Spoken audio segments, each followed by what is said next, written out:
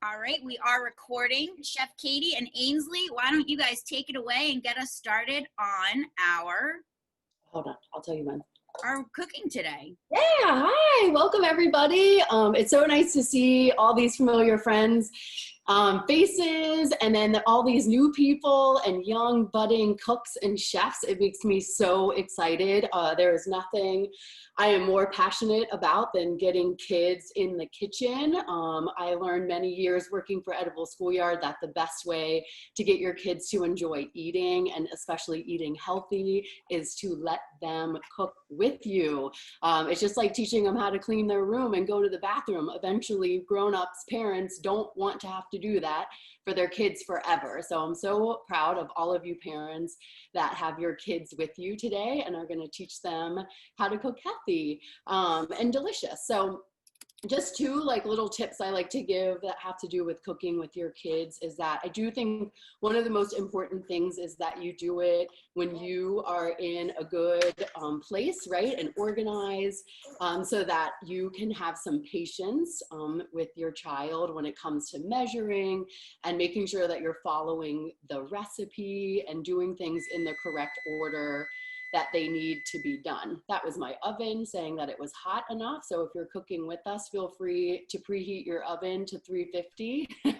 I just didn't want to forget to do that in the midst of my talking. So yeah, so being prepared with your patience is number one. And then being prepared with your ingredients is actually one of the most important things, whether you're cooking with your kids or not.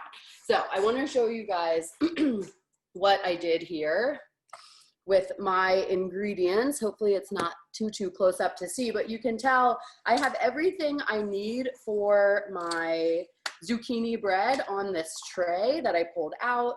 Oil, flour, all my leavening agents, my spices, my measuring cups, measuring spoons, the spatula.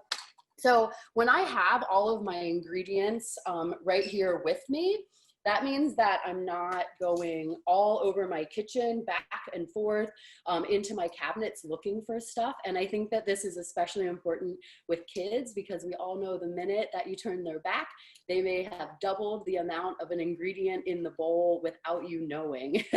So making sure that you are with your child while they're cooking is gonna help you make sure that everything comes out delicious.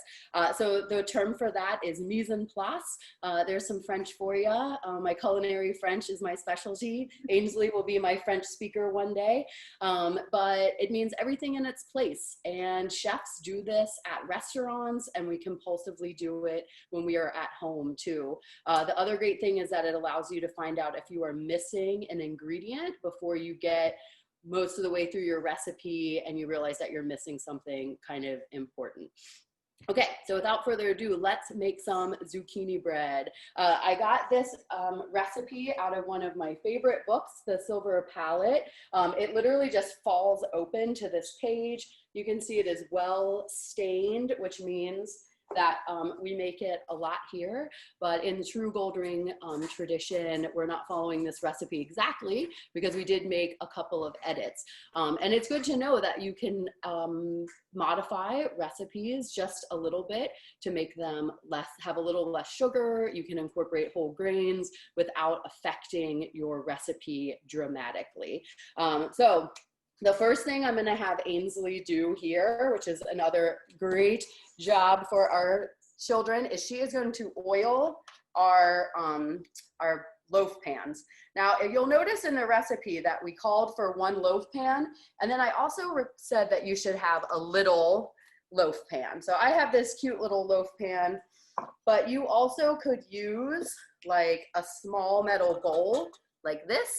You could even use like a glass Pyrex container, anything that's oven safe. And the reason I do this is because I find that there is always a little too much batter when I make like zucchini bread, or go ahead and wipe that in, or banana bread, and that it bakes for like wildly too long. And so by taking just a little bit out, 2 things happen. Your main loaf is gonna take a little less time to bake, But this one is only gonna take about 30 to 40 minutes, which means that you get a little snack instead of having to wait a whole hour and 10 minutes. So it should line up pretty good with the turkey meatballs that we are making as well. So Ainsley is wiping the oil in there. I find that doing this step first is always important. Otherwise, you end up mixing all of your batter and bread, and then you're like, oh no, I forgot to grease the pan. You'll also see that I have them on this baking tray. And the reason I do that is because we are going to rotate our pan halfway through, and it is so much easier to rotate a large pan like this than one of these little loaf pans on your oven rack. Mommy, Yes. my dad. Okay, she's all done. Good job, Ainsley. All right, the next thing we are going to do is get our eggs and sugar and oil and vanilla going. So hold on, Ainsley is gonna show you guys. She is like the queen of cracking eggs.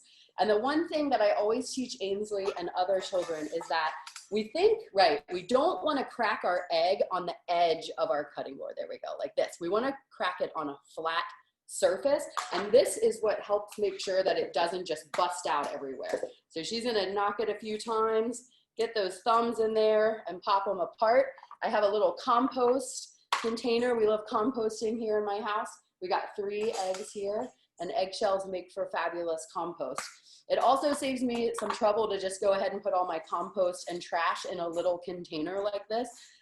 Again, we're trying to save steps all around our kitchen. It saves us a lot of time when everything is right here with us. It's okay. Sometimes eggshells fall in, you just pick them out.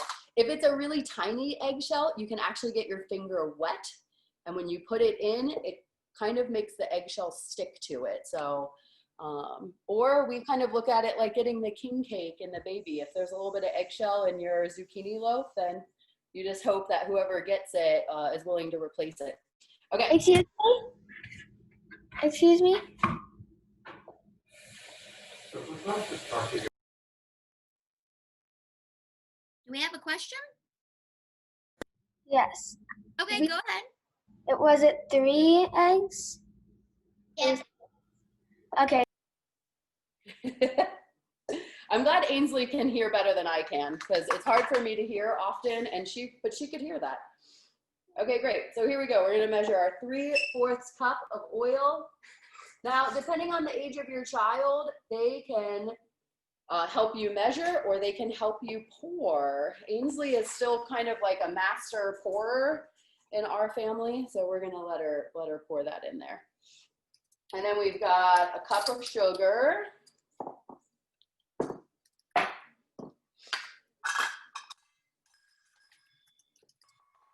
And when we put this on our mixer or use our hand mixer, we are really looking for like a white, pale, fluffy mixture, which is going to, all right, go ahead and dump that in, help us, it's gonna make our bread much better. This is a part you don't want to rush because that pale white is, you know, you need it. But now you have plenty of time to grate your zucchini and measure all of your spices.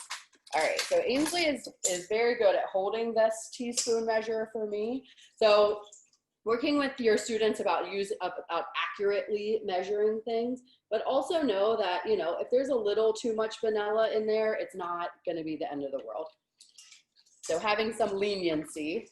You'll also note once I am done using something, I put it back in my cabinet or move it away from me. This guarantees that I do not double put things in my recipe. Okay, so now we're gonna put this onto our KitchenAid. You're gonna come do the honors, Ainsley. Let's see if you guys can. Yeah, so we're gonna put it down and we're gonna put it on, we're gonna lock it as we always do. And then I always just do it on number 2. Okay, so we're gonna let that go. Hopefully it's not too much of an annoying sound. All right, and I did see that somebody asked me to slow down a little bit. No problem. I get excited sometimes. We can definitely go slow, but just know that we will potentially be more than an hour. So as long as nobody minds that, that's fine with us. We'll take our time and make sure everybody can follow along. Yeah. So I do have these zucchinis. I am gonna cut the little butt off here. And we're gonna giggle at the word butt. And Ainsley is gonna grate. I do want to show you guys. So IKEA makes these awesome cheese graters that it fits right on top. I love using this with Ainsley a little bit more than one of those box graters. I feel like it just keeps her fingers a little further away from the blade. It also has a little bit of rubber on the bottom, which means that it's gonna stay in place. But I'm gonna hold it for her right now too. Otherwise we just get zucchini everywhere. We make a lot of zucchini bread, don't we, Ainsley? Yeah. So here in Louisiana, we grow, a lot of zucchini during the year. It has a very long growing season, I should say. And so when you are sick of just eating sauteed zucchini, you really start to find some new ways to incorporate the zucchini. Also, grating is a great job for a lot of kids. So we're always really happy if we have a recipe with grated zucchini in it, which is why I'm doing 2 recipes today with grated zucchini. We missed the how much sugar and how much vanilla. Sorry. That's okay. So it was 1 teaspoon of vanilla, and it was 1 cup of sugar, and 3/4 of a cup of oil. I'm going to try to share a copy of the recipes in the chat box because they are on the Eventbrite page for you to actually look at the printed recipe if you need to follow along with that. But I will try to also pop a copy here in the chat for everybody. Thanks, Heather. A friend of mine asked me yesterday if she could use yellow squash in this recipe instead. And I told her that I definitely thought she could. You know, zucchini doesn't have very large seeds in it, but yellow squash does tend to have a little bit more seeds. So I just recommended that she cut it in half lengthwise and scoop out the seeds, the larger seeds from the yellow squash. Lindsay's going to town here with this grater. You want me to take a turn? No, all right. And, you know, let's take a minute. And Ainsley, we do want to wish somebody a happy birthday. Happy birthday, Maggie. Yay, Maggie. I'm pretty sure she's on this call. I can't see everybody's faces, but happy birthday, Maggie. You know where Maggie is? Well, I can't right now search around for her. All right, so I just peeked on my eggs and sugar, and I still would like to give it like 1 or 2 more minutes. Again, like it's kind of nice so we don't have to rush through this. You can take your time grating that zucchini, and then we'll take a break in a minute and we'll start measuring out some of our dry ingredients. That I'm good. Yes. Now, Ainsley is great at measuring those. So one little thing I wanted to show you guys about measuring things like baking soda and cinnamon. I have a lot of these little metal cups, and you can get them at restaurant supply stores. Here we have a place called Peter Care that sells them. I'm sure like Sur La Table, Williams-Sonoma might have these little types of containers. Yeah. And so the nice thing about these is that it means that we can measure our spices and our leavening agents into this cup instead of measuring it into our bowl of flour. This means that we will lessen the risk of us putting too much or mismeasuring, right? So if you accidentally put a tablespoon of baking soda in here, it's a lot easier to throw this out than to have to dump out your whole bowl of flour that maybe had the other seasonings in it. The other hack that I really love to do is that often we see that you need to mix your spices and leavening agents in with your flour. Well, if you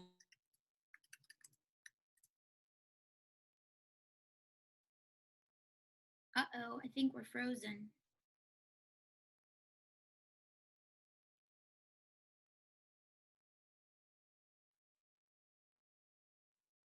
lumped up in with that flour or possibly over mixing. So everybody looks frozen to me. Hopefully I'm not frozen for you. Oh, there's some people back. You were frozen for a minute, but you came back. Okay, I'm gonna turn the Wi-Fi off on my phone. I think that might help.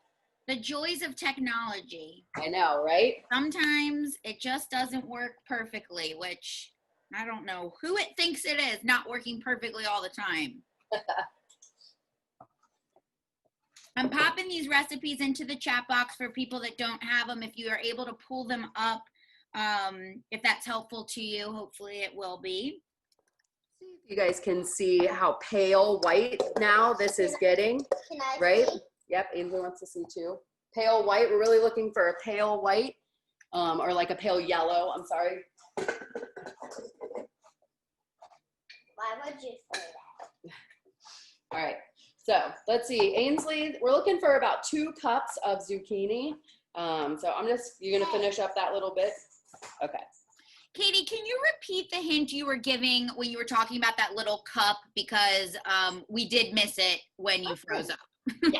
Okay. So 2 things about this little cup is that 1, if you are measuring things into this like cinnamon or baking soda, instead of measuring it right into your bowl of flour, it means that if somebody accidentally puts too much of something like salt or baking soda, instead of having to dump out your entire bowl of ingredients, you can, you only have to dump out this 1 little container and start from fresh.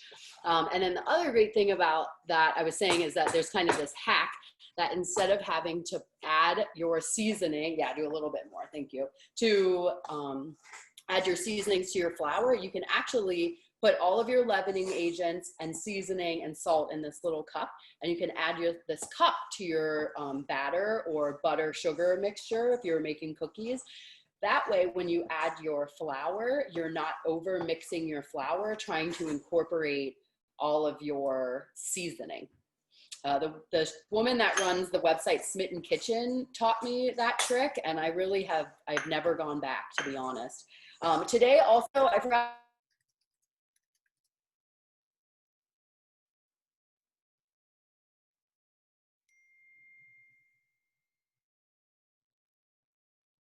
sifter that I love, and hopefully you guys have a sifter lying around. You can use a mesh strainer for a sifter or something like this, right? Maybe a little bit bigger unless you have a lot of time on your hands, because it would take you a while to sift all that. Okay, Ainsley, I think you're looking good for zucchini. Like this? Yep, I think that looks great. All right, so we are going to, I'm gonna actually leave is the noise of the KitchenAid annoying with me talking? Nope, can't hear it at all. Okay, then I'm gonna leave my KitchenAid going while we measure this other stuff. Okay, Ainsley, you did great. You wanna wipe your hands off? Okay. Then so another thing we love to do in the kitchen and at home is clean up our spot. So let's see, our zucchini head can go in the compost. And then we can wipe all of that off of our cutting board and into our compost. Yeah, thank you. Clean as you go is definitely something that we talk about a lot in our adult cooking classes and when we are working with our children. Okay, so it's time for the sifter is gonna go right into our bowl. We're gonna measure a half a cup of wheat flour. And I like to do this method that's called scoop and shake, right? And now I've got a level amount there. So that goes in our sifter. And I'm gonna put my flour back in the cabinet so that I remember that I did that. And then, hold on. We've got 2 more cups. So this is one way that I have modified this recipe, is that originally it called for 2.5 cups of white flour. So I have taken out a half a cup of white flour and incorporated a half a cup, all right, let me help you a little bit, of whole wheat flour, just to get some extra whole wheat. You can go up to 50% whole wheat flour, so half and half, before you really start to see like a weird effect for your, like the texture, you know, of your, there you go. you of your hold it? bread. Yes, I can hold it. Teamwork.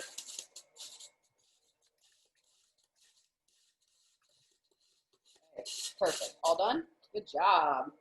All right. Let's not do that. All right, now we need to measure our dry ingredients. I've got my little cup. Baking powder. I got all my stuff here to make my life easier. Baking I love powder. Penzeys Spices. This is my pitch Baking for powder. that company. They make amazing spices. Once you go Penzeys, you never go back. Well, you do. Okay. So the flour, I was saying, so I just subbed out a half a cup. All right, hold on one second.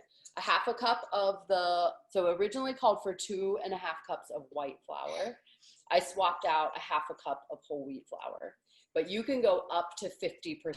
So let's say the recipe, we'll just make it simple. The recipe called for 2 cups of flour. You could do 1 cup white, 1 cup wheat without it making a huge impact on your recipe. So we could have gone up to 1.25 cups for this one of half whole wheat, half white. But I feel like it's kind of just easier, again, like when you're, hold on a second, sweetheart, you don't even know how much you're measuring. See, they get excited. When you're working with kids and you already have this like 1 cup and this half cup measure, I just thought it was easier to be like, all right, I'm just gonna do a half a cup of whole wheat flour. So that's why I made that choice. Okay, now we're gonna measure our spices. And I always like to go in order that the recipe tells me, because again, that helps me remember if I have done everything that we need to. Okay, so we're gonna start with baking soda, and we get 2 teaspoons of baking soda. 2? Yep, so give it a scoop. I have my baking soda in like a jelly jar just because I don't like that cardboard box. And so with this one, I am gonna do a little scrape. You want a level 2 cups? 2 teaspoons.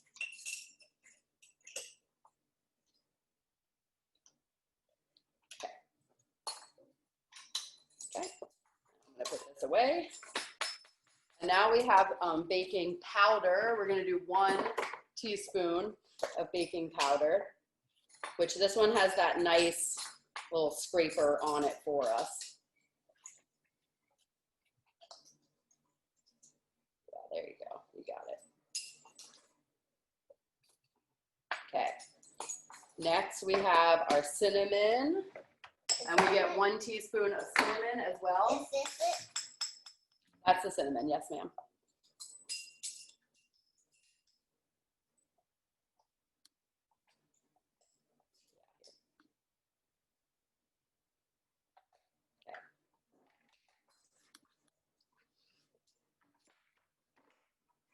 Cinnamon, and then the real magic of this recipe is the cloves. Cloves are extremely aromatic, and the combination of the zucchini and the cloves and the walnuts it's going to make your house smell so beautiful while it's baking. All right, perfect. Excellent. Ainsley has done a banner job measuring for us. All right, so. When are we gonna stir it? I'm sorry? When are we gonna stir it? Oh, here, you can stir it with a little spoon if you want. Yeah. So Ainsley's gonna stir up those spices. Tiny. I now have, I'm actually gonna stop using the mixer attachment. I'm gonna keep all my stuff in the bowl, but now everything just gets done by hand. But you're gonna keep And it. certainly you could have mixed this egg mixture by hand, but it certainly takes a lot of time, and it's nice to utilize your, stand mixer so that you can measure all the other stuff while you go. So now, all right, I think that looks good. Do you want to add the zucchini in here? We're going to take off the lid. You'll see, I'm not going to measure this zucchini. It says 2 cups, about 2 zucchinis. You got a lot of wiggle room with this one. There we go. Lid's off. Ainsley's gonna dump it in here. Bye-bye, zucchini. All right, and then I'm gonna let her mix it. So you're gonna mix, you wanna make sure that zucchini, hold on, is all mixed in there and get it all out of your container here. Otherwise, your work is wasted. All right, mixa. It's turning green. Yeah, it does have green. We love green things. Yeah, I want to state, like, anytime a recipe calls for a zucchini, you don't ever want to peel it because that green in the skin. Can I put it in? Yep. Now we're going to shake in our spices, but you also could mix your spices in with your sifted flour. It's turning brown green. Yep, now it's got that brown because that cinnamon and cloves. So the other nice thing about kind of skipping this step too is that kids love to stir, and things like cakes and breads and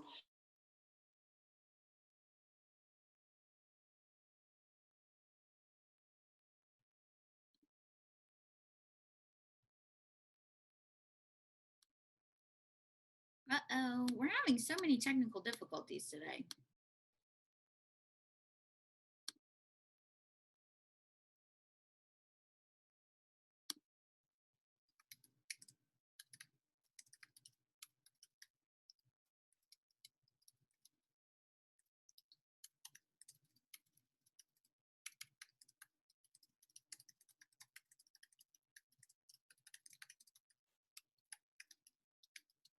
Uh-oh, did we lose Chef Katie?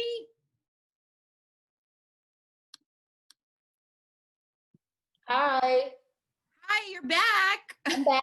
I know, I'm so sorry. It's okay.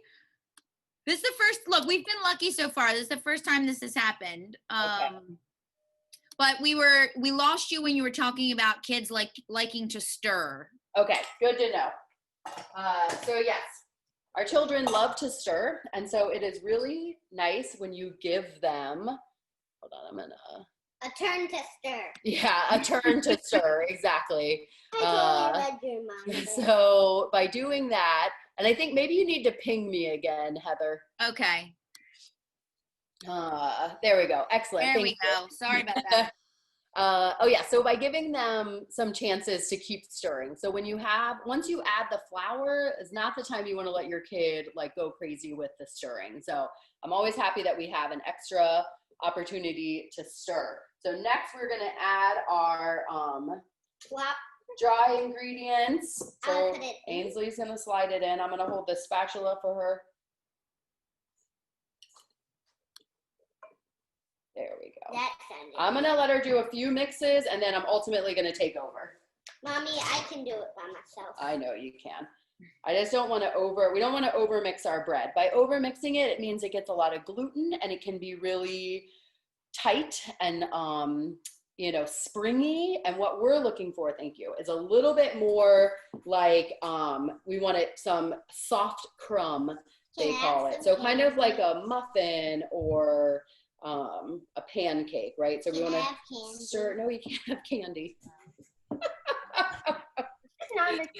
Okay. Yes, it's gonna take a long time for this to happen. Yeah. We only did it for like 2 seconds, so we're just not gonna mix anymore. It's fine. Right? All right, so I've got a couple of walnuts here that I'm just gonna give a quick chop. I know not all kids are fans of nuts and walnuts. My children have no choice. They are required to eat them. If you don't want walnuts, then you just don't get any zucchini bread in my house. But our walnuts add a lot of fiber.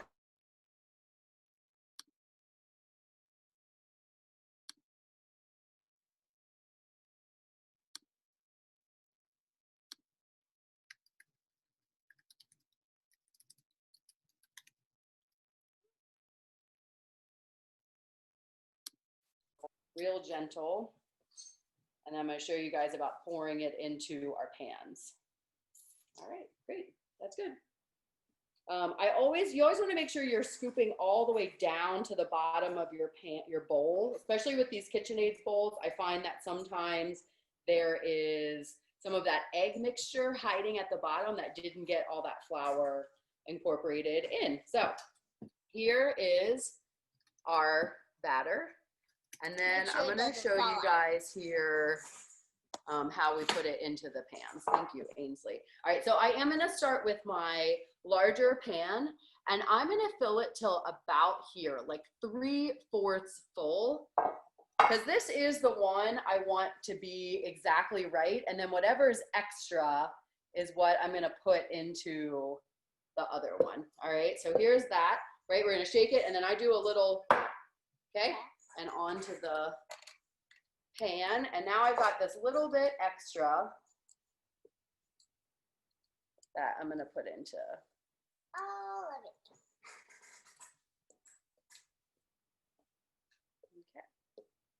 Yummy. Looks good. Yep, and then Ainsley gets to lick the spatula. I also take some. I love raw batter. It's delicious, right? How is it, Ainsley?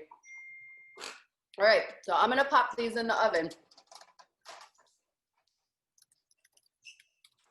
While they bake, we are going to make our favorite kind of meatballs. Mm-hmm. Well, my brother is away with my dad. Does that mean you get to eat more, Ainsley? Yep. More for you, right? Yeah. Clive's not quite ready for his Zoom debut. Yeah.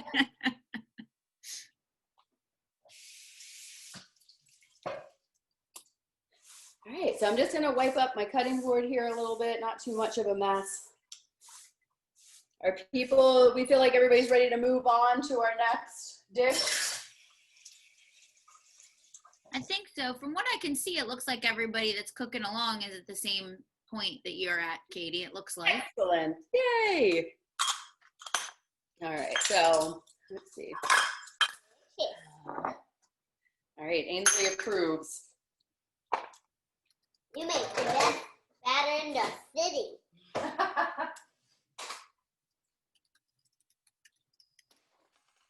I want this batter for lunch. All right, I did set my oven for just like 35 minutes to start. And that will be a good place to check that little loaf. Let go, please. And then at that point too, you can rotate your pan. So your little loaf might be ready, maybe not, but you can give your pan a nice little rotation and probably set it for another like 7 to 8 minutes. And hopefully that little pan or bowl will be ready. I also, you know, in the past have used these little metal containers and made like little individual zucchini breads out of them. We find a lot of uses for these metal. I play a game with them, and I switch them around, and you have to try to find the bracelet. It's true. She's quite the magician. And let me tell you, she beats me almost every time. Like I can never remember. Okay. So, My brother's the only one that wins than me. there you go. Daddy's the winner. Daddy is really shockingly good at it. He did it in his bed even. Okay, so I also, just like last time, have all of my ingredients on this tray. So this is gonna be all for my turkey, and then I've got my ingredients for our yogurt sauce. So we're actually gonna start with the yogurt sauce. Another thing that I've done is that I have also like my bowl and the spoon and the whisk that I'm gonna need for this all ready to go as well. Okay, so hold on, Ainsley. You're gonna do it in 1 second, okay? I've got Greek yogurt, I've got some sour cream. We're gonna get it into there. Yeah, we are gonna do about 1/2 cup of sour cream. I have made this recipe a bunch of times. I am not gonna measure. I would recommend that you guys measure until you have made this recipe a bunch of times, and then you don't have to worry about measuring. 1,000 times. Yeah. So our yogurt, it calls for about 2/3 of a cup. So we're looking at more yogurt than sour cream. And I really love this sauce because it It's icing. be used for so many things. You can add a little bit of water and it makes kind of a nice salad dressing. We've used it as a spread on bread or pita, which is, we also sometimes eat the turkey meatballs as like a sandwich or like a pita wrap. And so this sauce works really nicely on that. It is great for dipping vegetables in. You know, we're always trying to encourage our kids to eat more raw vegetables, and I find that having something delicious to dip is a good way to encourage that behavior.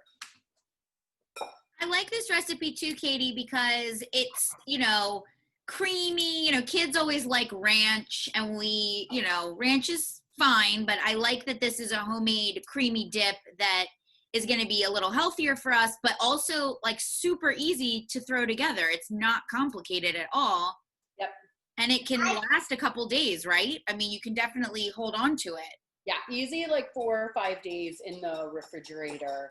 I'll show you how we smash the garlic. And that actually kind of then gives you the opportunity to take this garlic clove out.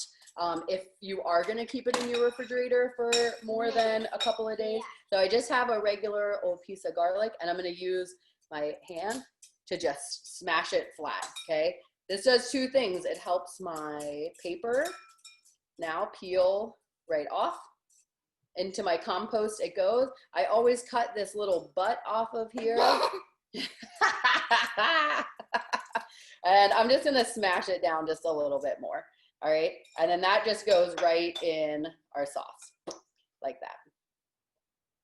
Okay, Ainsley's got this little whisk. Me and Daddy like to put ranch sauce on our pizza. Yeah, don't tell them all the family secrets, Ainsley. There are part of it. Yeah, that's our homemade whole wheat vegan cheese pizza that we put that ranch dressing on, right? No, it's not. Okay, next thing we have is lemon. So I recommend always washing your lemons. All your vegetables you want to wash. I already washed the zucchini, but I forgot to wash the lemon. Okay, and I want to show you a trick about zesting Zucchini. lemon. So I got this nice microplane here. When you're using a microplane, I'll let you do one. Okay, let me see it. Thank you. That you only want to go in the direction that the blades are open, because if you kind of go back and forth, you're actually going to flatten your blades and they're not going to be as sharp. I'm also going to use this motion, right?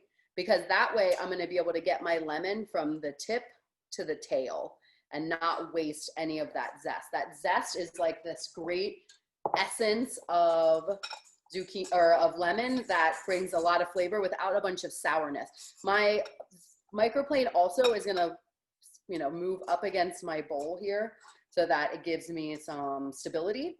And now I'm going to do that rocking motion as I'm pushing forward.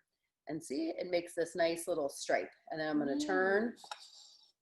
When you're zesting, you really just want the yellow of the lemon. And it's nice to go slow because microplanes are very sharp.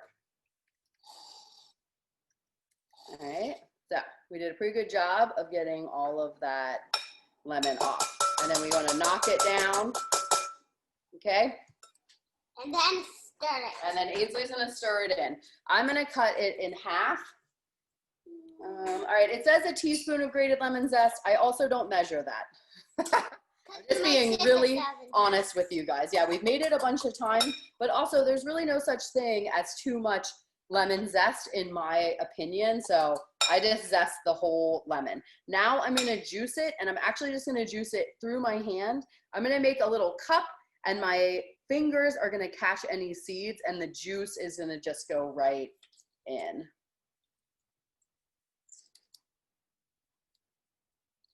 All right, there's also, I'm going to show you our kid-friendly option. I know what this is. Do you know what I'm going to do? Yeah.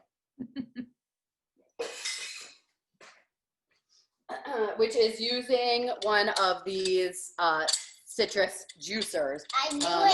So instinctually, you sometimes want to put the lemon in like this, but you actually want to make sure that the cut part of the lemon is on the holes of it, and then you're going to hand it off to your child. And then ours is shockingly big, so you kind of do it together. Till you're a teenager, you don't need to do that. Right. I think by the time the size of your hands, Ainsley, you might be 10 and be able to do this. All right, got it. And whisking up. This is 1,000 times. So I personally love to not dirty every single dish in the house, which is why I tend to just juice my lemons right through my hands. That's why my dad always likes to clean the dishes when we get home. It's true. I tell my children a lot that doing the dishes is the man's job in our house. And I even do the dishes. she does. It's kind of a miracle. 2 days before Ainsley's 6th birthday, she was doing the dishes that morning. Also, I think a great thing that if you take the time and have the patience to teach your kids how to wash dishes, it is going to save you in the long run that hopefully you don't have to do dishes your whole life. We do not have a dishwasher, so things are especially Only fancy. lots of dishes at our house. Only Fancy has a dishwasher. Okay, It's not now we're bad. gonna add our salt, pepper, and Thank you for that. sumac.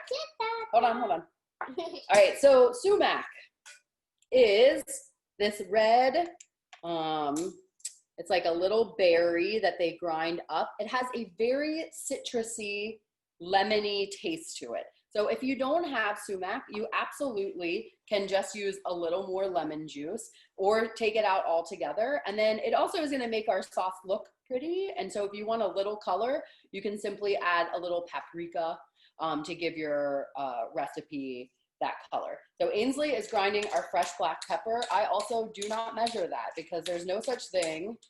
I mean, as far as like in the health world, there's not too much black pepper. So I don't think it's such a big deal to not measure the black pepper. And then for our sumac, we are going to use a tablespoon.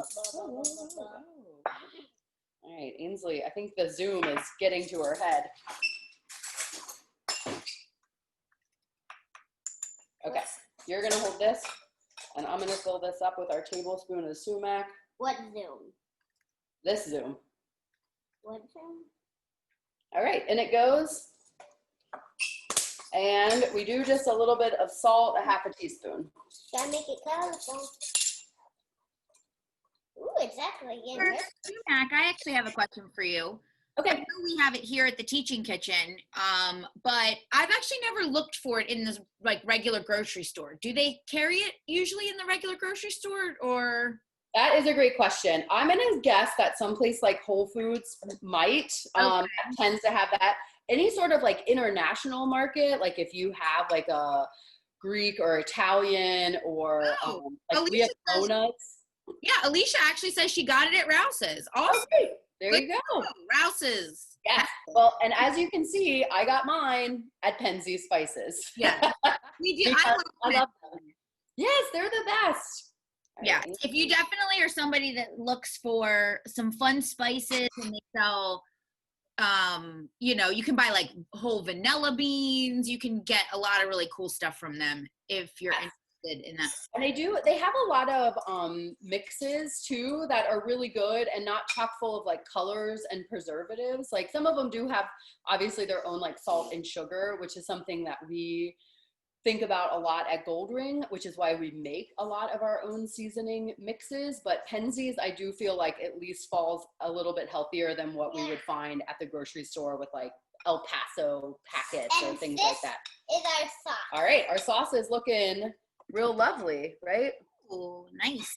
All right, so the nice thing about making this in advance is that now you can just put it in the fridge. Oh, I forgot the olive oil. I knew there was something. Can I put it in? Yes, you may. Yay.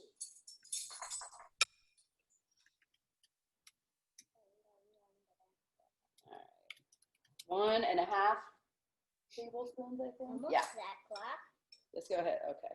and then that clock, Mhm. and then that. Mhm. This is that patience part I was talking about, which, again, we've got, we're only a little over time. Yeah.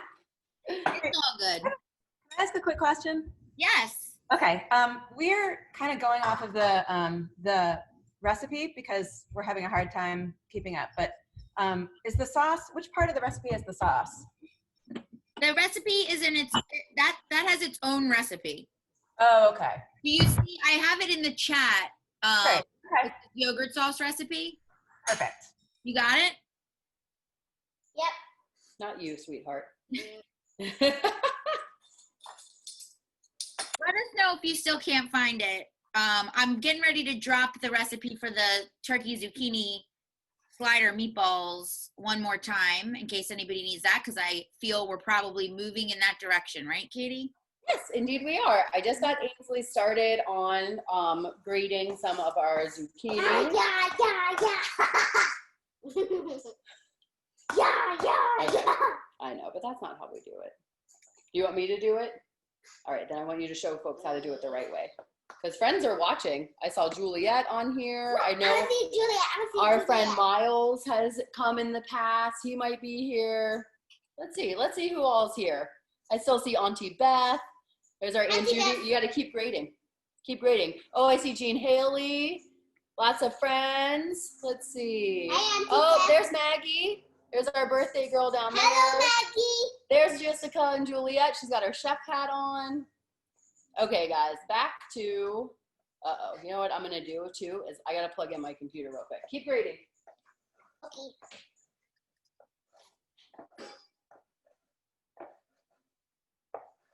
You're doing a great job, Ainsley. This is good. Everyone will have a little time to catch up, get graded.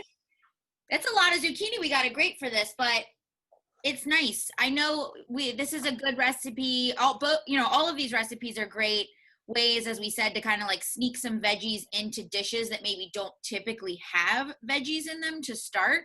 We also have some other really good ones at Gold Ring. I know one of Chef Katie's other favorites is a cheeseburger pasta recipe.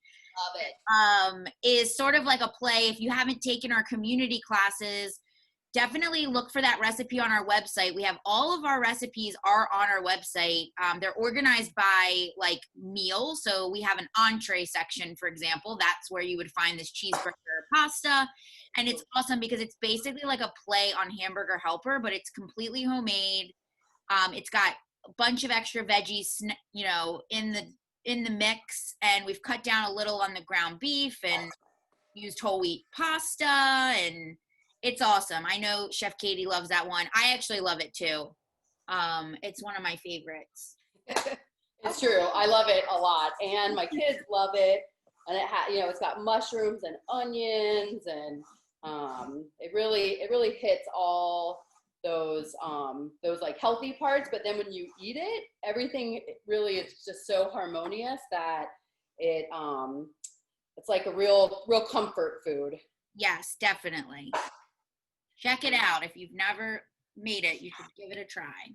Yes. All right. So I do think my sous chef may have left. So high five to all of those kids who are still cooking with their parents. All right. This last step now, other than grating the zucchini, we do have some other chopping to do. But ultimately, everything is just going to get thrown into one bowl, which I love, one bowl recipes. Again, because we don't have a dishwasher, I'm always happy to have something that I don't have to wash a million dishes. Hey, Ainsley, come here. I'm like, I need her help. All right, so I'm going to cut the tail end off of this green onion here, just because they look kind of lame, and into my compost.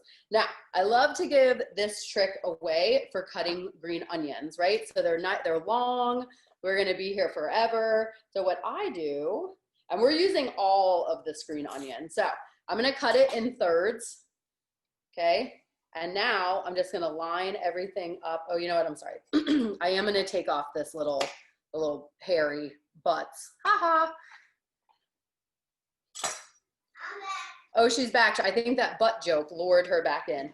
So I'm actually going to leave the white tops away, and I've just got my green ones. Away from?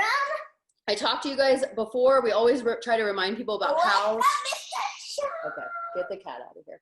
How to hold a knife. So my forefinger is on the side of the blade and my thumb on the other one. So I'm pinching, and my fingers, you can see, from my middle finger to the end is on my handle. Now, what'd you take? Nothing. Sit up. What? Thank you. Okay. Stop. My please. candy. Okay. So. Get my candy.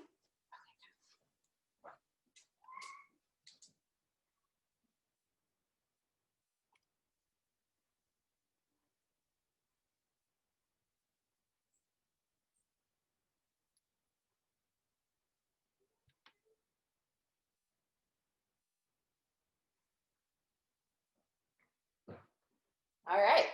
Always a good learning moment of that. You take your child out of the room to have a nice talk with them. I think she's going to come back and be good, but we will see.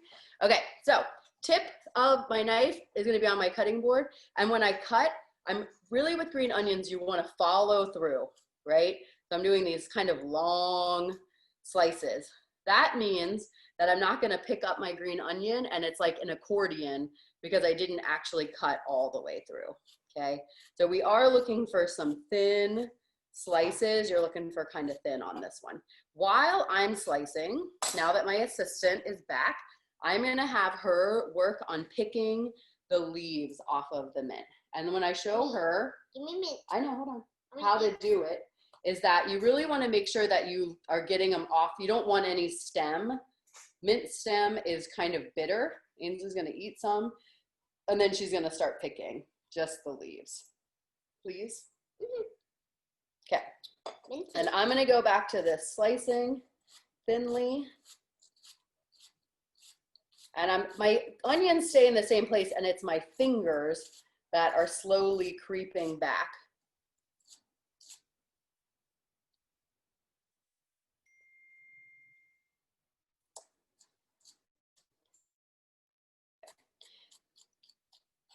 So these last little bits, I also love to just be like, I give up on that onion and it goes in my compost. And then I'm gonna do the same for my whites. All right, I cut the whites separate because they do cut a little bit different than the greens, right? So it's a little bit easier to Get off, Mommy. do them separate. All right, so Ainsley's picking these leaves off of the mint and eating some of it, which is fine.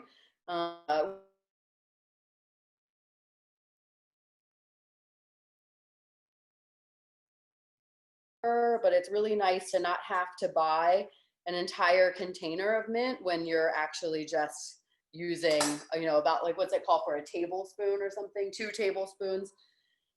All right. How minty does my breath smell? Like super minty. Oh, you guys missed that moment. Let's do that one again, Ainsley. Minty. All right, so grown-ups, if you want to, you can kind of drag your hands down and it pulls off the mint leaves. But I love the job of picking mint. And now I'm gonna show you guys cilantro. So my cilantro, as you can see, is looking pretty pitiful, but that's fine for what we're making, is the great news. I'm gonna put my onions in here. Super minty breath. And Ainsley has super minty breath. I'm a superhero mint.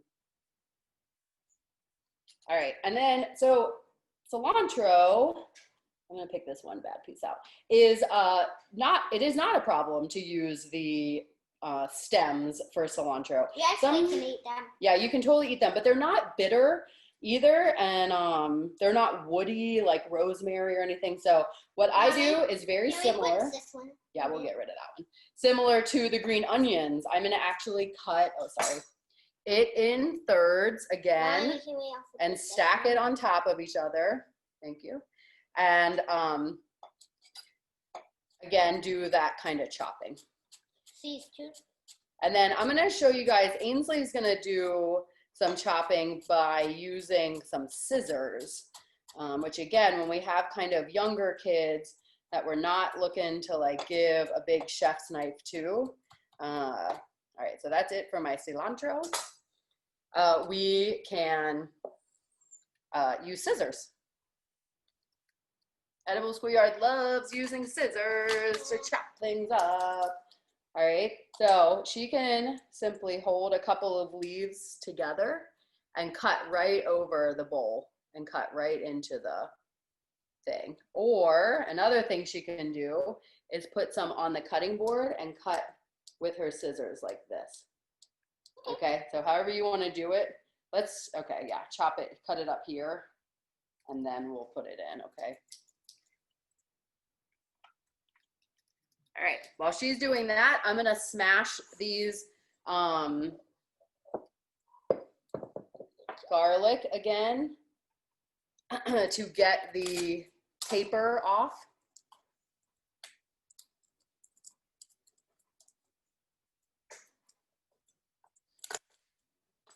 Katie, I do want to let you know that Sandra did tell us that she understands what it's like having kids in the kitchen. Well, thank you. I mean, I feel like it is this added challenge. And then especially when you're like me, where I'm so dedicated to having my kids in the kitchen with me, that it's like, again, you really have to like enter a mental state to be like, this is the day I'm gonna help. What does that mean? It just means this battery's running out too.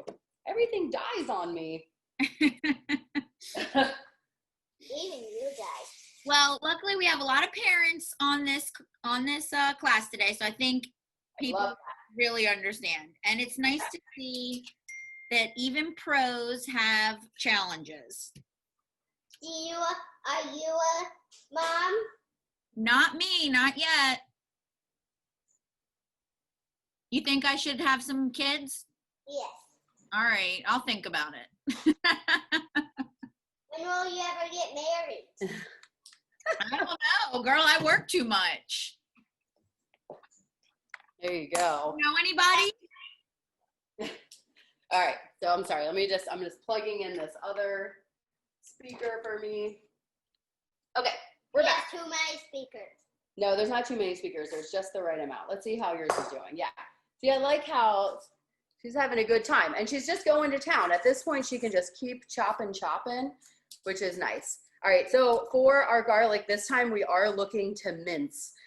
So it's kind of a rough chop at first. Champ, are you trying to take it back? And then eventually I'm gonna actually put my hands on the tip of the knife here and chop through the garlic. I'm looking for a very small, uniform size so that you don't end up with like a big old chunk of garlic in your turkey meatball. We're still making turkey meatballs. Yeah, we're making turkey meatballs. This is longer than the bread. No, the bread is still in the oven for a while. Today we have our turkey meatballs. We're gonna serve them with some tomatoes and cucumbers, but there are really so many ways you can eat these little, they're kind of like little patties. So one thing you can do, thank you, is you can put them on a salad. You can put it in a wrap. You can serve it with, some rice and, things with everything. A lot of things go well with the sauce, which is nice. All right, so I've got all this in the bowl. We've got all of our zucchini that Ainsley is going to add into the bowl. We've got our turkey that Ainsley is going to add into the bowl. And we have our one egg, which Ainsley, again, my queen egg cracker, is going to crack that egg. One crack, it's done. In there. Katie, we do have one question of clarification as you're getting this mixture going. Ginger wants to know if we're making small hamburgers or meatballs. I think in the recipe we called them sliders, but I noticed today you're calling them meatballs. Is it the kind of thing where we can sort of do whatever we want? Yeah, so it's actually is a great question. So the reason I try not to call them meatballs too much is that the mixture is actually really loose. And you're gonna see it's not like the ones that we're used to with breadcrumbs and where it's like tight and you can roll it in your hand like Play-Doh, right? These are kind of loose. And so I find, and I'll show you when I cook it, but I find it's a little bit easier to make like a little patty in my hand, and then that goes into the pan. That way too, you get two nice brown sides and you're not trying to brown a circle. So you can certainly make them a little bit bigger than I plan on making them today if you're trying to get them to fit onto a bun or a little slider roll. You certainly have a lot of room for that. The other thing about making them small and little patties is that often you can actually cook them all the way through in the pan. I know the recipe also talks about putting them on a tray and then finishing them in the oven. And so that you have a little wiggle room. If depending on how big they are, you may be able to skip that step. Okay, now it's time for our spices, I right? will put it on. I know, sweetheart. So let's get it all here. So we've got some cumin, some salt. As you guys saw, I didn't really measure the herbs either. I'm sorry that is the type of chef that I am, but you are welcome to measure your herbs in that sense. But again, I encourage you not to stress out too much about it being exactly those amounts. You've got some room. So we're gonna start with our cumin, and we get 1 teaspoon. Cumin meat.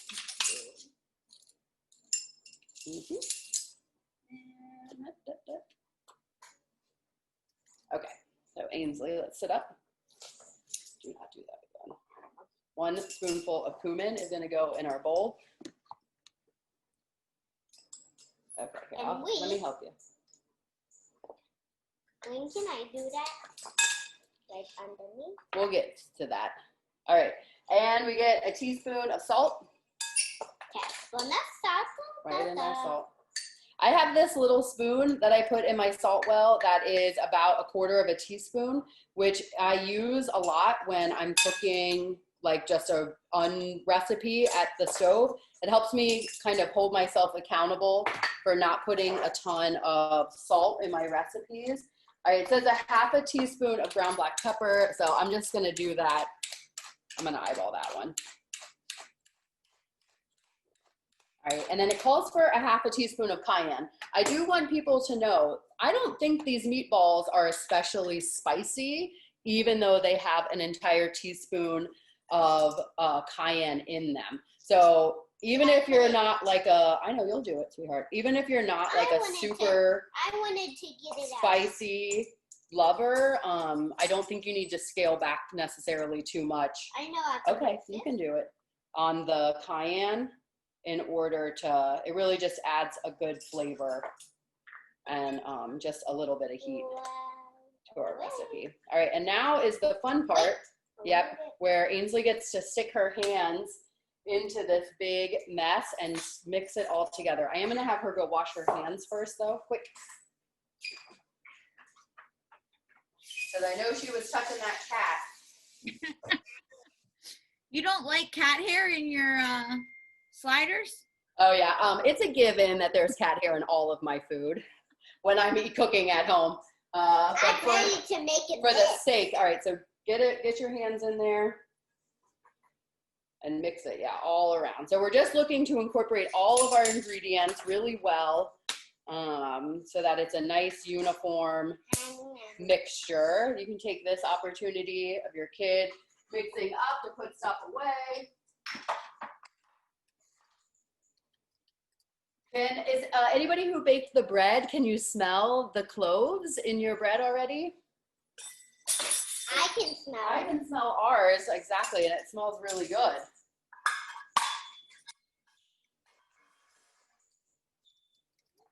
So we're making a giant meatball. No, we're not making 1 giant meatball. We're gonna make 18 to 22 meatballs.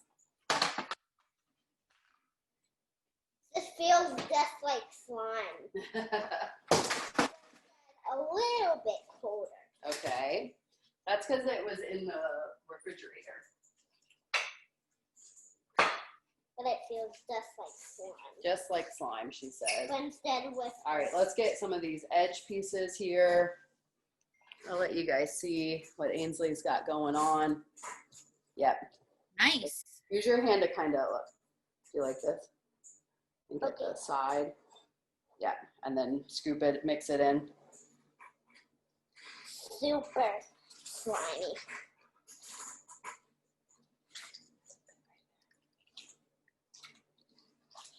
This is good stuff. Okay, I'm gonna have you go wash your hands. Ah, give me my slime. Okay, you're all done. All done. Ah. All right, go wash your hands off, please. Go wash your hands off, please. All right, so we've got a nice mixture here with all of our spices.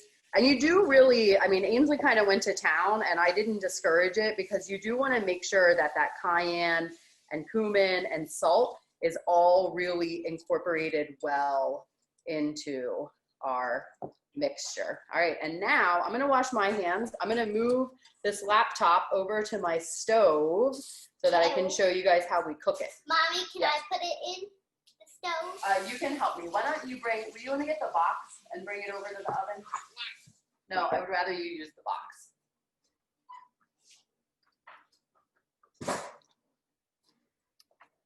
Why can't Chance make it? She just asked why the cat can't make this recipe. It's because it was pooping. I'm like, this will be the video I show her high school boyfriend, right? What does that mean? Yeah. Okay. Here we go. All right. Looks good. Yeah. Okay, that works. Yep, I can see your skillets. Your Yep. big Hello. right? Yes. All right. So, this is my favorite cast iron skillet in the whole world. Boom, boom, boom. I use it all the time. Whoa. Hey, that was not cool. You also could use, you know, a regular skillet like this, or you could use a non-stick. I don't love non-sticks, so I don't promote them too much, to be honest. All right, and I do have my measuring spoon for my oil. So the recipe, we started with about 3 tablespoons of oil in our pan. And then we may need to put some more in there. It kind of Can I put it depends. in? Yes. The reason that we do need actually a decent amount of oil in our pan is because turkey doesn't have a lot of fat in it. And so we really want to be sure to get that caramelization, that brown color is what's going to really bring a lot of flavor to this dish. Okay, so that's one. Other one? I'm sorry, put this right here, yep. So I'm actually gonna start with 2 because I think that looks good. And then we're actually gonna check, that was the timer for my little loaf of bread. So we're gonna take a look-see at that. Doing- Okay, so What about I'm gonna have Ainsley take one step back off of here.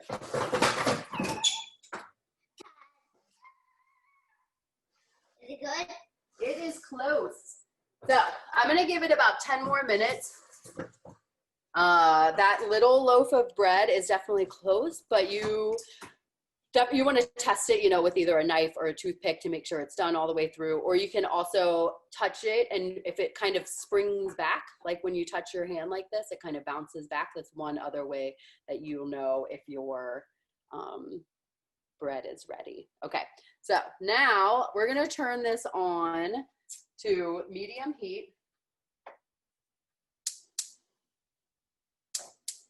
All right, and then turn it till it's straight up and down. Yeah, just like that, perfect. All right, and I'm gonna let this oil get a little bit hot first. Chef Katie, Darcy is asking, what is it that you don't care for about nonstick cooking? Oh yeah, so, okay. So I think the reason I don't like nonstick cookware is because often people end up scratching it and then still continue to cook with it. At that point, it is actually kind of dangerous to cook with nonstick cookware that has scratches in it. It releases toxins into the air. Also, if you're using metal, you know, actually no matter what you're using, once it's already scratched and chipped, if you are cooking with it, you could get bits of that nonstick into your food. And I think too, the other thing is that I really love cast iron because Mommy, it the oil is, I super think, hot. the first nonstick pan that we used to use. So if you have a well-seasoned cast iron pan that you take care of, you can fry an egg, and it's just as easy as with a nonstick pan. The cleanup, I also think, is easy. I'm going to show you guys when I'm done cooking in this pan how I clean my nonstick pan, which is simply letting it stay a little bit warm, and then I just run it under water. I don't use any soap, but I will use my sponge or my spatula to scrape off anything that may have stuck onto it. All right. So I've got my pan warming up here. It's still not quite there. So when you put that oil in your pan, what you're really looking for is that kind of shimmer dance, right? You can actually see the molecules of your oil change as it's getting hotter. So when you first put it in that cold pan and it moves very slowly, right? As your pan warms up, you're gonna see the oil move around much easier, but you're also gonna see it start to dance. It like really just starts to change how it looks. So let's leave it be.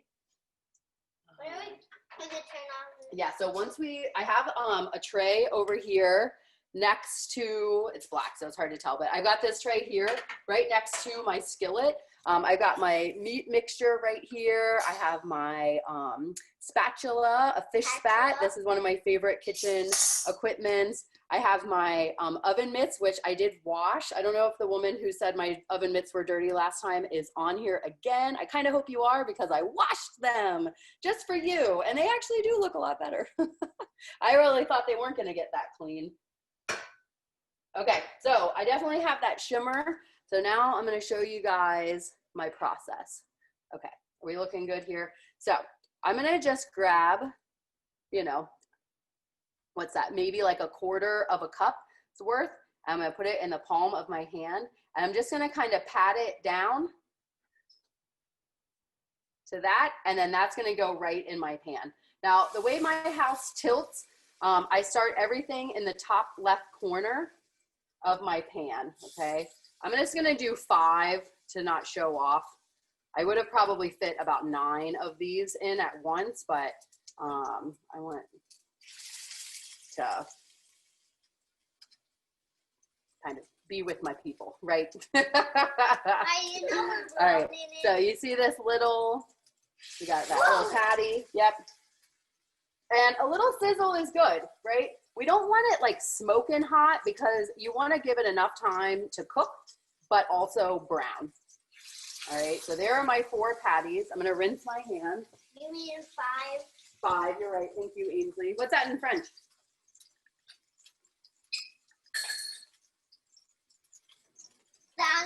Thank you. Okay, so I've got them sizzling. The first thing I love to do is rotate my pan. This works so great when you are browning meat or browning vegetables, that instead of futzing with it and stirring it around or trying to move it all to one side of the skillet or not, you can just turn your pan. I treat my pan like a clock. So originally it was here at 6 o'clock. I just turned it to 9 o'clock, and in about 2 minutes, I'm gonna turn it to 12, and then 3, I guess we'll do a backwards clock here. Regardless, we're just looking for a full rotation for 2 reasons. One, so that we're not moving stuff around a lot, but also, like I said, the way my house tilts, I'm always kind of compensating for how that oil ends up in one particular corner. It's not your house. You are the owner. Yeah, there's serious facts from a 6-year-old. What other information do you have for us, Ainsley? What's your favorite food to eat that is healthy that mommy likes?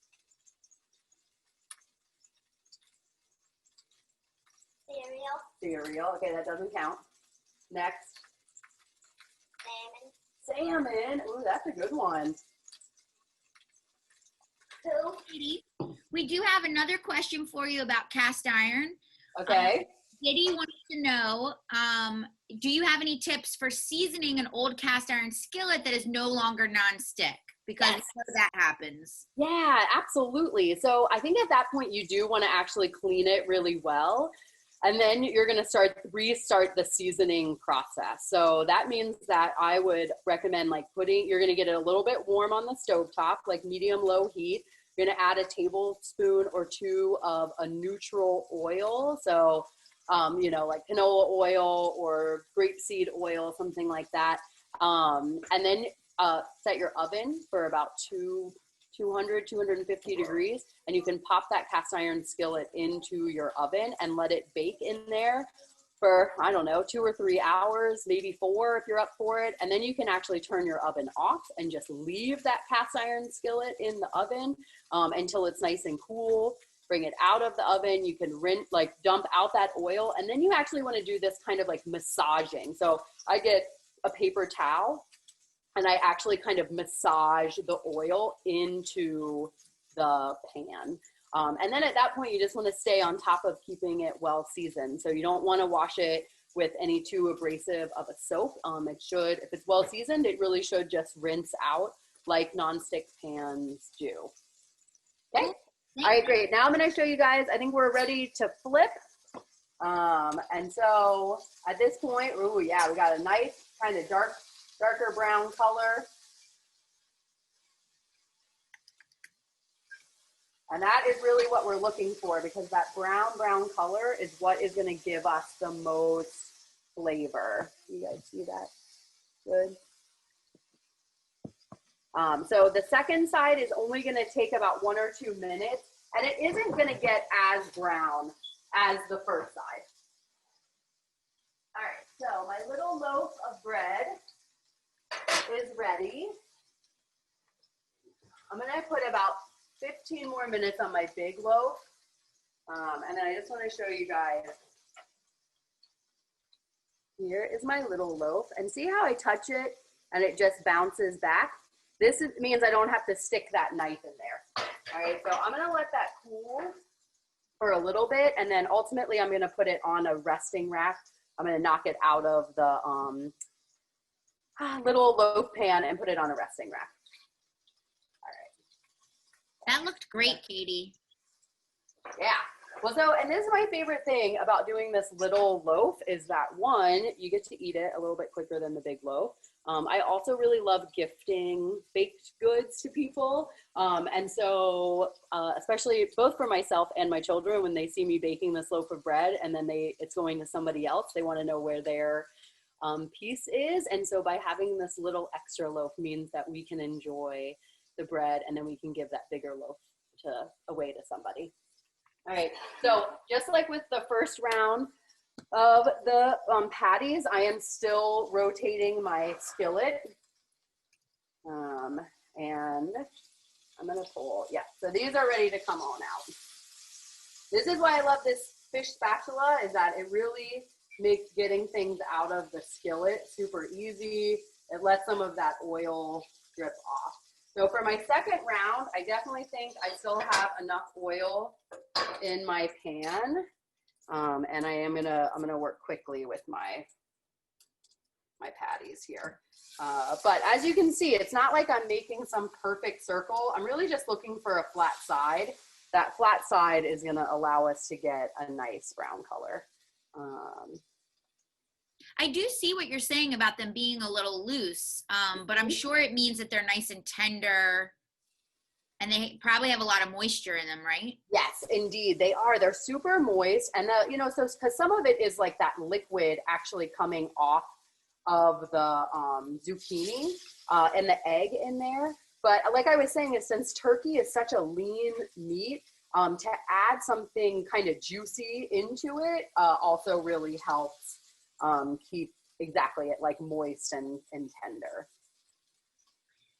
Sandra has one more follow-up question about the cast iron skillet thing. She says, do you have to put the skillet upside down when you do this? No, when you bake it in the oven for the seasoning? No, I don't think I would not personally, just because then you have that risk of some of that oil dripping into your oven.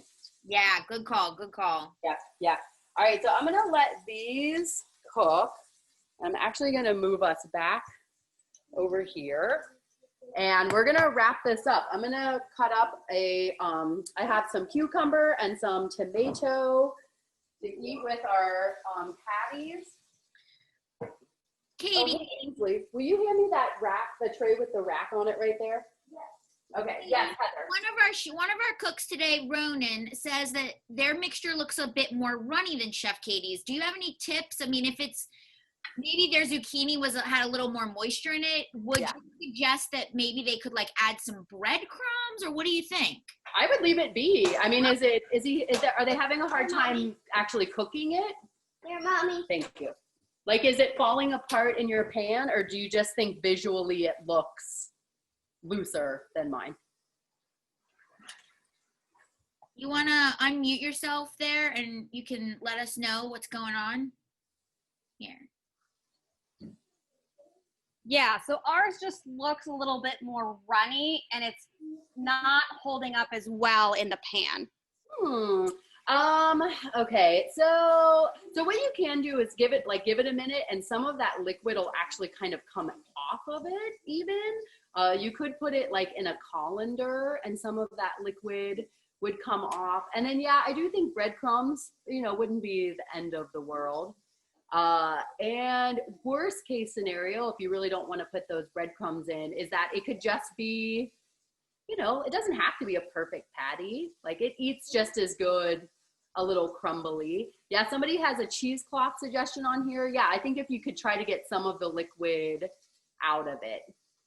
Or try a smaller patty. I don't know if you're trying to do really big ones. But Okay, thank you. That helps. Okay. All right, so I'm just gonna slice up some tomato and cucumber here. I'm gonna go ahead and cut it lengthwise. And then I'm gonna do some slicing on it.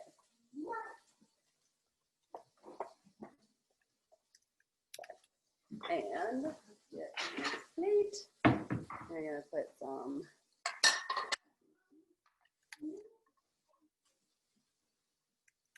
cucumber on our plate. Our tomato we'll cut in half as well. I'm gonna cut this little core piece out here. I am totally gonna save this for my vegetable stock. And I'm gonna go flip my patties in right now too. Yeah, and I think we wrote on the recipe like carrots and cucumber, but I like that you can, you're showing that you can really just do any vegetables you want and anything that you have on hand. Even if you wanted to do extra zucchini, I guess you could cut that up like a cucumber. If you like eating raw zucchini, I personally like eating raw zucchini. Katie, one more question. We have a lot of cookware questions today. So Sandra wants to know, what brand is your fish spatula? She would like to get one, but there are so many out there to choose from. Yes, it's a global. Global brand. Yeah, global. I'm trying to think of it. Global has this really signature, like dotted handle on like their knives and their spatulas. But I also really love the ones like that we have that we just get from like a restaurant supply house. Yeah, I know you were mentioning earlier about Care Restaurant Supply. It's open to the public if you're here in New Orleans area. It's not far from the Teaching Kitchen here. I'll type the name of it in here. But they're great if you like cooking gear and you're interested in getting more like professional quality stuff. That is definitely a great place to go.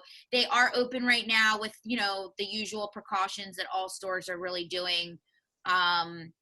But we've been sending a lot of our students there as well. Like our med students have been asking us similar questions about cookware as we do these classes from home. So I would say go to Care. You'll definitely find some good stuff there. All right, so let's see. I'm going to show you guys how I'm going to flip out this little thing here. What? There we go. Okay. So here is my little loaf pan. It's still kind of hot, which is how I want it because that way it should come out. You can't squish that, no. Okay. So if it does not want to come out, you can I love these little cheese knives. I use them all the time for all sorts of things, but you can just give it a little love around the edge there. And then flip it over. And then flip it over. I keep reading your mind. Oh my gosh. Mommy, I keep reading your Okay. mind. Whoa. Yep. That's what we have a stain on about. Yep, and then we just are gonna wanna let it cool right there on our rack. This means that it's not gonna you're still gonna enjoy this like kind of crispy edge. So that's why I try to dump it out on there. And then, let's see. Oh yes, okay. So let me see if I can put something here. All right, move your hands real quick. Okay, that's a way easier. So here is my little plate. I have just 1 tablespoon of the sauce. my little tomato cucumber side salad. And then because of the size that I made the patties, I really didn't have to finish them in the oven. But here are my 3 little patties that we can have for our serving size. Yum. Yay. Mommy, Ainsley, would you like to taste test them and let our fans know how they are? Great.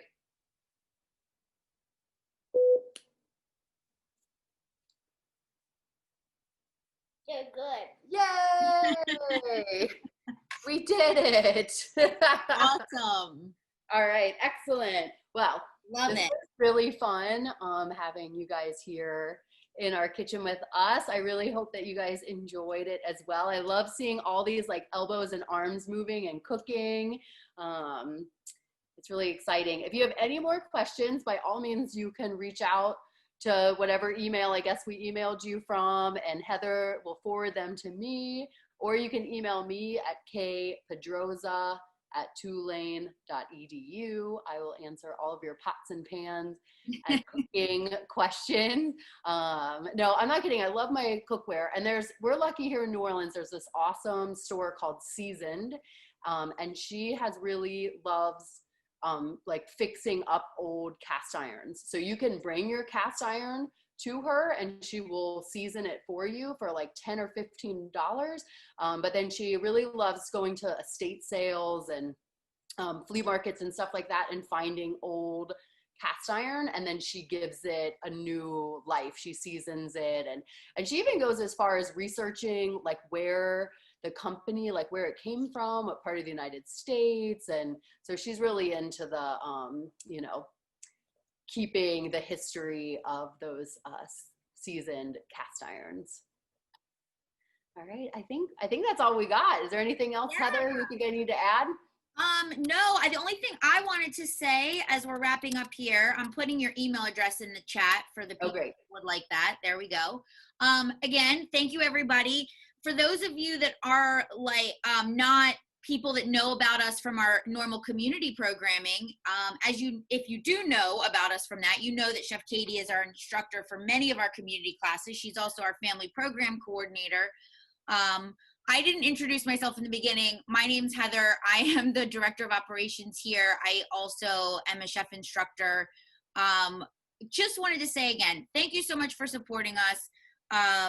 We have our next class is going to be coming up on Wednesday, the 16th of September. Chef Katie will be also teaching that one. It's going to be kind of less themed. We're going to just do sort of general nutritious cooking. We're calling it like tips and techniques for healthy cooking. Chef Katie has a lot of those, so we know she's going to bring it with some great recipes for us for that one.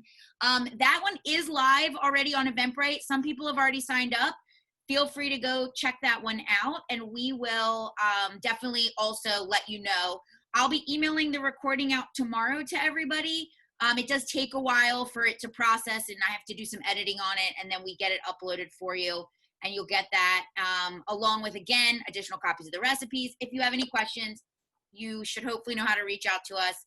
Thank you, thank you, thank you. We hope you enjoy the rest of your Saturday. And yeah. Yeah, thank you guys. I love seeing all my friends and family on here, and I love all these new fabulous faces. Thank you. Au revoir. Au revoir. Merci, au revoir. Bye, Fancy. Bye, Auntie Beth.